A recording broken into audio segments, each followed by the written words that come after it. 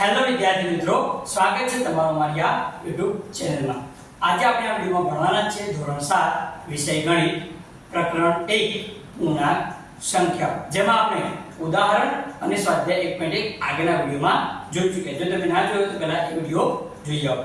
હવે આપણે જોઈશું સ્વાધ્યાય 1.2। એ પહેલા જો તમે મારી ચેનલ સબસ્ક્રાઇબ ના કરી હોય તો ચેનલને સબસ્ક્રાઇબ કરી દો। જોઈશું હવે સ્વાધ્યાય 1.2। સ્વાધ્યાય 1.2 દાખલા નંબર 1।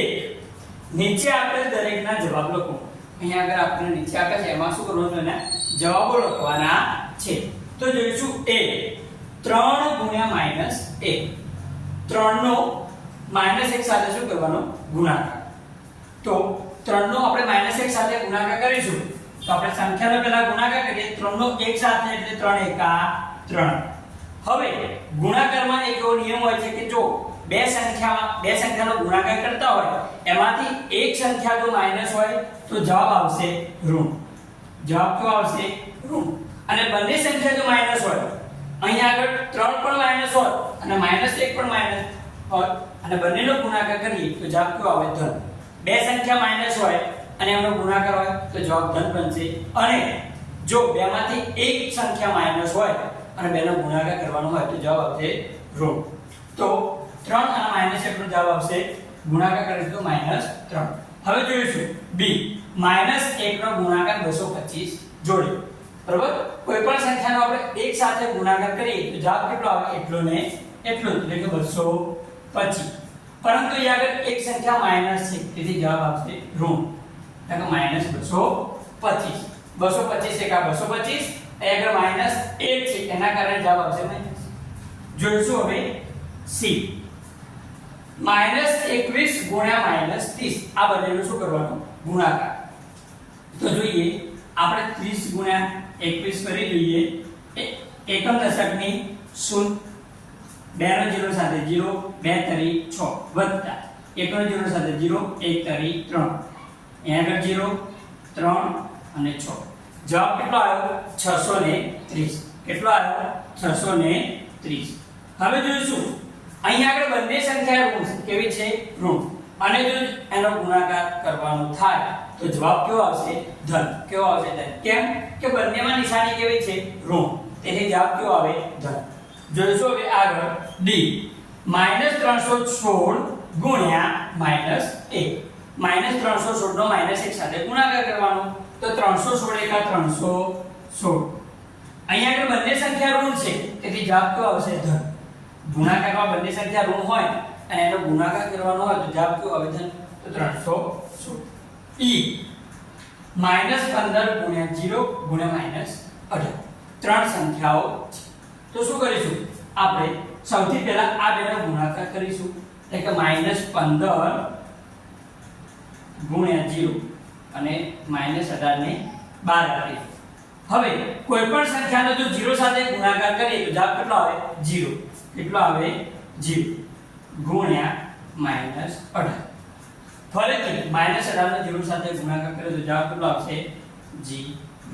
બરાબર, એનો મતલબ એ જો ગુણાકારમાં કોઈ એક સંખ્યા 0 હોય તો આખાનો જવાબ કેટલો આવશે 0। આગળ f -12 ગુણ્યા -11 ગુણ્યા 10। અહીં આગળ ત્રણ સંખ્યાઓ આપી છે, એ ત્રણ સંખ્યાનો આપણે શું કરવાનું છે ગુણાકાર।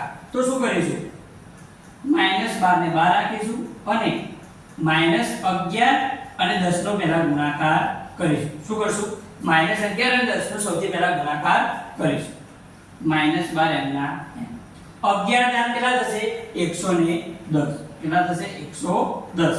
અહીંયા આગળ 11 માઈનસ છે તેથી જવાબ શું હશે -110। હવે 110 નો 12 સાથે શું કરવાનો ગુણાકાર।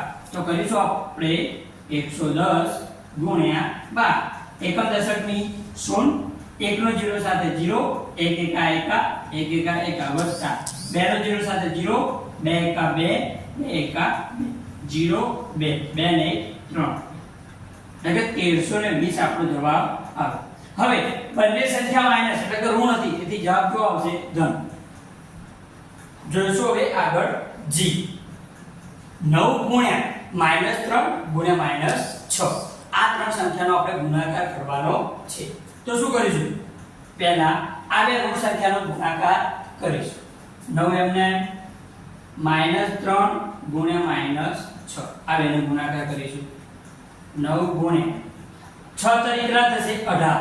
6 તરી 18. બંને સંખ્યા ઋણ, તેથી જવાબ શું આવશે? ધન. 18 નવા કેટલા થશે? 162. આ આપણો જવાબ થયો. તો આપણે અહીં આગળ દાખલા નંબર 1 જોયું. હવે આપણે જોઈશું દાખલા નંબર 2. ચકાસો. અહીં આગળ આપણને એ આપેલું છે કે 18 ગુણ્યા કૌંસમાં 7 + -3 એ બેનો સરવાળો કર્યો, એનો આ જે સરવાળો રહ્યો એનો જે જવાબ આવે એનો કોની સાથે ગુણાકાર કરવાનો? 18 બરાબર કૌંસમાં 18 ગુણ્યા 7 કૌંસ પૂરો વત્તા કૌંસમાં 18 ગુણ્યા -3 એટલે કે અહીં આગળ આપણે આ ડાબી બાજુ અને આ જમણી બાજુ બંનેના જવાબ સરખા આવે છે કે નહીં એ આપણે શું કરવાનું છે? ચેક કરવાનું છે. એનો મતલબ એમ કે ડાબી બાજુ અને જમણી બાજુ સરખી આવે છે કે નહીં એ આપણે ચેક કરવાનું છે. તો જોઈશું આપણે અહીં આગળ ડાબી બાજુ આપણને શું આપ્યું છે? ડાબાનો મતલબ કે ડાબી બાજુ. તો જોઈશું 18 ગુણ્યા કૌંસમાં 7 + -3. ઓકે, તો સૌપ્રથમ શું કરીશું? 18 ને એમને રાખીશું. જે મોટા કૌંસમાં જે આપ્યું હોય એના પહેલું સોલ્યુશન કરવાનું. તો અહીંયા આગળ પ્લસની નિશાની, અહીંયા આગળ માઈનસની નિશાની. તો જો બે સંખ્યા પ્લસ હોય તો શું કરવું પડે? સરવાળો. બંને સંખ્યા માઈનસ હોય તો શું કરવું પડે? સરવાળો.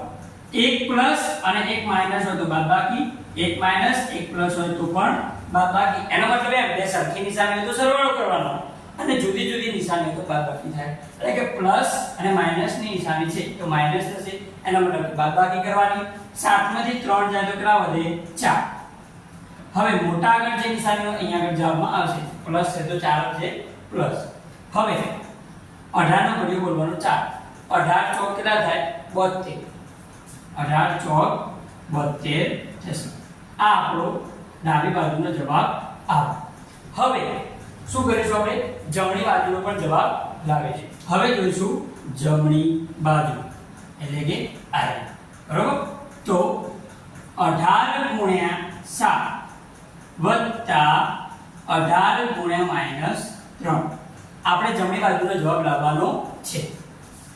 હવે 18 ગુણ્યા 7 18 * 126 વત્તા 18 તરી કેટલા થશે? 54. પરંતુ એ -3 આપે તો શું જવાબ આવશે? -54. હવે 126 વત્તા -54 એટલે 126 અને -54 નો સરવાળો તો પ્લસ માઈનસ શું થશે? માઈનસ એટલે કે બાદબાકી કરવાની. 126 માંથી 54 બાદ કરીએ તો કેટલો જવાબ આવે? 72. મોટા આગળ પ્લસ તો પ્લસ. તો બંનેના જવાબ કેવા આયા? સરખા. એટલે કે ડાબી બાજુ અને જમણી બાજુ બંને કેવી આવી? સરખી. તો લખીશું આપણે કે ડાબા બરાબર જવાબ. આ આપણું સાબિત થઈ ગયું. તો આપણે લખી શકીએ કે 18 ગુણ્યા 7 વત્તા -3 બરાબર 18 ગુણ્યા 7 વત્તા 18 ગુણ્યા -3. આ બંને કેવું થયું? સરખું થયું. એટલે કે ડાબા બરાબર જવાબ. આ રીતે આપણે ચકાસ્યું. જોઈશું હવે આપણે દાખલા નંબર 2 નો બી. અહીંયા આપણને ચકાસવાનું કીધેલું છે. એટલે કે ડાબી બાજુ અને જમણી બાજુ આ બંને બાજુનું જે મૂલ્ય એ સરખું થાય છે કે નહીં એ આપણે ચેક કરવાનું છે. તો જોઈશું આપણે સૌપ્રથમ ડાબી બાજુ એટલે કે ડાબા બરાબર ડાબી બાજુ આપણને શું આપેલું છે? તો -21 ગુણ્યા -4 વત્તા -6 આવું આપણને આપેલું છે. શું કરશું આપણે અહીંયા આગળ? તો -21 m ના m અને આપણને કૌંસમાં -4 અને -6 નો સરવાળો આપેલો છે. આવું આપ્યું છે આપણને -4 વત્તા -6. તો કરવાનું શું આપણે? પહેલા -4 m ના m આવી m ના m. અહીં આગળ પ્લસ અને માઈનસ આ બે નિશાની આવી છે. પ્લસ માઈનસ શું થઈ જશે? માઈનસ. અહીં આગળ 6. હવે આ બંને નિશાની માઈનસ માઈનસ થઈ તો શું થશે? પ્લસ. એટલે કે સરવાળો કરવાનો. 4 ને 6 10. મોટા આગળ કઈ નિશાની? માઈનસ. એટલે કે -4 અને -6 નો સરવાળો કરીએ તો જવાબ કેટલો આવે? -10. જોઈશું હવે આપણે આગળ 21 ગુણ્યા સોરી -21 ગુણ્યા -10 21 દાન કેટલા થશે 210 21 દાન 210 પરંતુ બંને નિશાની ઋણમાંથી જવાબ કયો આવશે ધન એટલે કે ડાબા બરાબર કેટલો જવાબ આવ્યો 210 હવે આપણે શું જોઈશું જમણી બાજુની સંખ્યા એટલે કે એનો કિંમત શોધીશું તો જમણી બાજુ એટલે કે જવાબ બરાબર -21 ગુણ્યા -4 વત્તા -21 ગુણ્યા -6 જોઈએ હવે આપણે -21 અને -4 નો શું કરવાનો ગુણાકાર 21 ચોક કેટલા થશે 84 અહીંયા આગળ બંને સંખ્યા ઋણ તો જવાબ કયો આવશે ધન વત્તા 21 છંગ કેટલા થશે 126 બંને સંખ્યા માઈનસ એટલે જવાબ કયો આવશે પ્લસ 126 અને 84 આ બેનો સરવાળો કરીએ તો જવાબ કયો આવે 210 કેટલો આવે 210 તો જમણી બાજુ બરાબર કેટલો જવાબ મળ્યો 210 તો ડાબી બાજુ અને જમણી બાજુ બંને સરખી થઈ ગઈ તો આપણે લખીશું કે ડાબા બરાબર જવાબ બંને સરખું છે આ રીતે આપણે બી પણ ચકાસી લીધું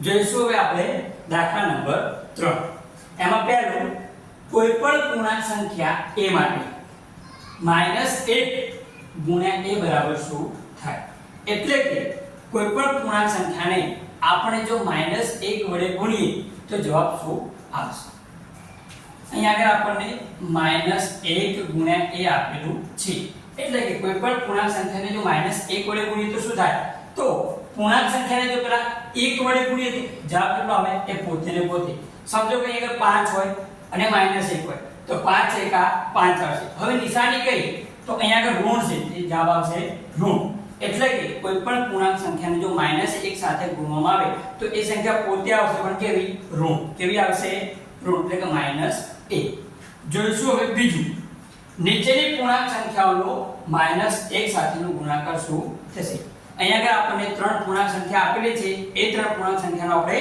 -1 સાથે ગુણાકાર કરવાનો છે તો જોઈશું આપણે પહેલું -22 નો આપણે -1 સાથે ગુણાકાર કરવો છે તો -22 નો આપણે -1 સાથે ગુણાકાર કરીએ તો 22 એકા 22 હવે બંને નિશાની કેવી છે ઋણ એટલે જવાબ કેવો આવશે ધન એટલે કે 22 આવશે ત્યારબાદ 37 નો આપણે -1 સાથે ગુણાકાર કરવો છે તો 37 એકા 37 અને નિશાની કઈ આવશે માઈનસ એટલે કે -37 આપણો જવાબ આવે જોઈશું હવે સી 0 નો -1 સાથે ગુણાકાર તો કોઈ પણ સંખ્યા આપણે 0 સાથે ગુણાકાર કરીએ તો જવાબ કેટલો આવે 0 આ રીતે આપણે દાખલા નંબર 3 જોયું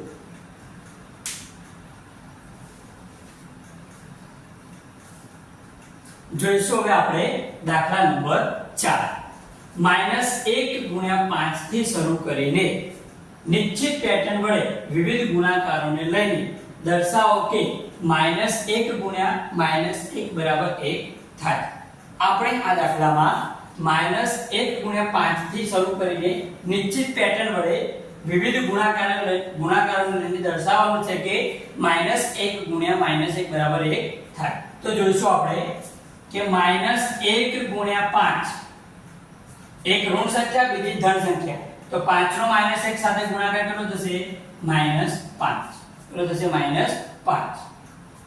એ રીતે -1 નો 4 સાથે ગુણાકાર કરીશું તો કેટલો જવાબ આવશે -4 4 એકા 4 ગુણાકારમાં એક નિશાની માઈનસ ની જવાબ આવશે માઈનસ જોઈશું હવે -1 ગુણ્યા 3 તો 3 એકા 3 કેવા -1 ગુણ્યા 2 બરાબર 2 નો -1 સાથે ગુણાકાર કરીએ જવાબ કેવો -2 -1 ગુણ્યા 1 તો -1 નો 1 સાથે ગુણાકાર કરીશું જવાબ કેવો આવશે -1 હવે -1 નો 0 સાથે ગુણાકાર કરીએ તો જવાબ કયો આવે 0, કેમ કે કોઈ પણ સંખ્યાનો 0 સાથે ગુણાકાર 0 મળે. હવે -1 નો આપણે -1 વડે -1 નો 0 ત્યારબાદ કઈ સંખ્યા છે -1, તો -1 નો -1 સાથે ગુણાકાર કરશું તો કેવો આવશે તો 1, કેમ કે 1 એકા તો 1 થશે, બંને સંખ્યા માઈનસ અને જો ગુણાકાર કરીએ તો જવાબ કયો આવે ધન. તો અહીંયા આગળ આપણે લખી શકીએ કે ગુણાકારમાં એક સંખ્યા ઋણ અને બીજી સંખ્યા ધન હોય તો જવાબ ઋણ મળે. એટલે કે એક સંખ્યા ઋણ હોય અને બીજી સંખ્યા ધન હોય તો જવાબ કેવો મળે ઋણ મળે. અને ગુણાકારમાં બંને સંખ્યા